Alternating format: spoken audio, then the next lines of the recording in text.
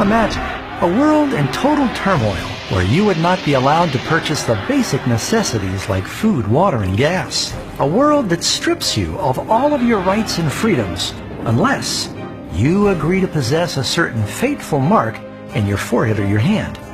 A mark that represents a license or permission to live in the world's final civilization.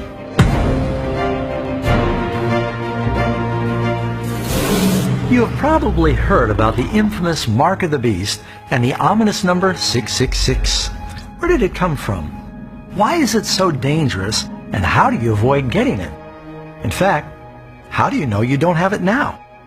The Bible says that in the end of time, everybody will be required to receive the Mark of the Beast. And if you don't receive this mark, at first you won't be able to buy or sell, and ultimately you'll be killed.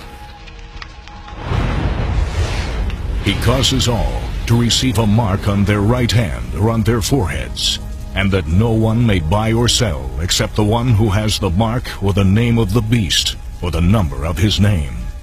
In fact, verse 15 says those who don't worship the image of the beast should be killed. The Bible is clear. Death would be preferable to the curses that fall on the one that receives the mark of the beast. But how can you avoid receiving this mark if you don't even know what it is? There are a lot of misconceptions about what the mark of the beast is. Some, for example, believe the mark of the beast is a barcode or a tattoo that is branded on the forehead or the hand. Others believe that the mark is some form of computerized ID chip that's inserted under the skin. And then there's still others that think that everybody is going to be told to line up and receive their 666 credit card. While the number 666 is associated with the name of the beast, the number itself is not the mark. You don't get the mark of the beast by driving a car with 666 on your license plate. And you'll probably not be struck by lightning if you sit in seat number 666 at some arena or sporting event. The truth is that the mark of the beast is not a physical external mark at all.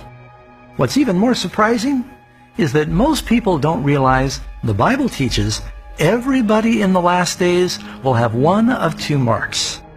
One group has the seal of God in their foreheads. The other group has the mark of the beast. The seal of God is having the law of God in our hearts. And these words that I command you today shall be in your heart. You shall bind them as a sign on your hand, and they shall be as frontlets between your eyes.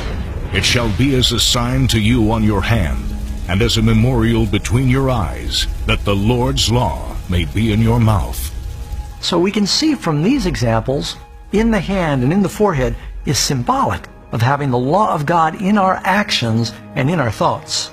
That would mean that the mark of the beast in the hand or the forehead is also not a physical external mark, but rather it represents some distinguishing difference in the thoughts and the actions of the lost. Their works are works of iniquity, and the act of violence is in their hands. Their thoughts are thoughts of iniquity. In the hand, in the actions, in the head, in the thoughts. It's a symbol. The Bible says in the end of time, everybody will receive some form of mark. It's not going to be a tattoo or a computer chip or a credit card. That's just what the devil wants people to think. Satan has managed to get just about everybody to focus looking in the wrong direction, while the real mark of the beast is creeping up right behind them. So what does the mark of the beast symbolize? Nobody has it yet, but soon many will. You need to make sure it's not you. There are few subjects that are more misunderstood, and very few subjects that need to be understood more.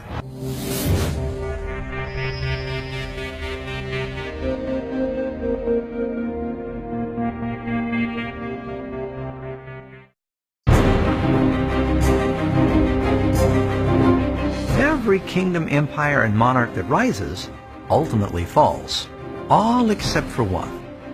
This one eternal kingdom has an everlasting God that has revealed himself through a special seal that he's given to the world. But before this eternal kingdom comes, his followers will be stripped of all of their rights, forbidden to buy and sell, and eventually face execution, unless they receive another seal, a mark that gives homage to a different god, the beast of Revelation. From our prior video, we learned that in the last days, there will be two significant seals or signs, and that every person will ultimately receive one of these two opposite marks. We also know that both of these marks are hidden. They represent our actions, our thoughts, and our worship. We need to uncover what they really are, because one is a mark of loyalty to God, and the other is a mark of loyalty to the beast. But before we can discover what the mark of the beast is, we must first understand what is the seal of God. Typically, a seal has the name identifying the authority, the title of that authority, and the territory the authority governs. For example, when Jesus was put in the tomb, the government seal was placed on the stone door at the entrance. It no doubt read, Pontius Pilate, Governor, Judea. So does God have a seal? And if so, what is it? Seal the law among my disciples. So we can clearly see the sign or seal is connected with the law of God. So where do we find the seal in the law? It's in the Ten Commandments, hidden in plain sight within the fourth commandment. Remember the Sabbath day, to keep it holy. 6 days you shall labor and do all your work. But the seventh day is the Sabbath of the Lord your God. In it you shall do no work. For in 6 days the Lord made the heavens and the earth, the sea, and all that is in them, and rested the seventh day. Therefore the Lord blessed the Sabbath day, and hallowed it. Right here within the law of God, in the longest of the Ten Commandments, in the middle of his law, we find God's seal, the name of the authority, the Lord, the title of the authority, Creator, and his territory, the heavens and the earth. The scriptures also say the Sabbath is a sign. Moreover, I also gave them my Sabbaths to be a sign between them and me, that they might know that I am the Lord who sanctifies them. This is the seal of God, friends, to remember and to keep the Sabbath day holy, and to have the law of God written in our hearts. That's the seal. And wouldn't it make complete sense that the beast of Revelation would create a counterfeit seal to compete with God's true seal? With this in mind, we're now better prepared to understand what the mark of the beast